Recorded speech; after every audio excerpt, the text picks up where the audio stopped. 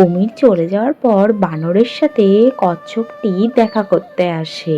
কি গো ভাইয়া, এত খুশি কিসের তোমার? এই তো বলছিলে শরীর ভালো না, তারপরেও এত খুশি তোমার? আরে খুশি হব না?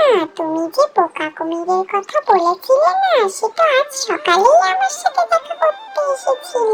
ও মা, তাই নাকি? তাই এসে তোমাকে কি বললো?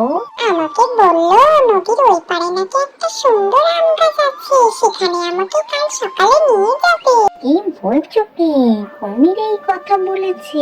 আমার ওর কথা মোটে বিশ্বাস হচ্ছে না, কিন্তু ওর বউটা যা খিটকেল। না গো, তুমি যা ভাবছো সেরকম কিছুই না। আমি তো কুমিরটার সাথে কথা বললাম, খুবই ভালো। কি জানি, আমার মন একদম সায় দিচ্ছে না। তুমি না হয় যেও না, যদি তোমাকে নিয়ে কেটে ফেলে। আরে তুমি আমাকে নিয়ে চিন্তা করো না, অত সহজ নাকি আমাকে খেয়ে ফেলা। দেখি না কাল কি হয়। ঠিক আছে, তুমি যেটা ভালো বোঝো সেটাই করো, কিন্তু যা করবে একটু সাবধানে করো। এই কথা বলে কচ্ছপটি সেখান থেকে চলে যায়।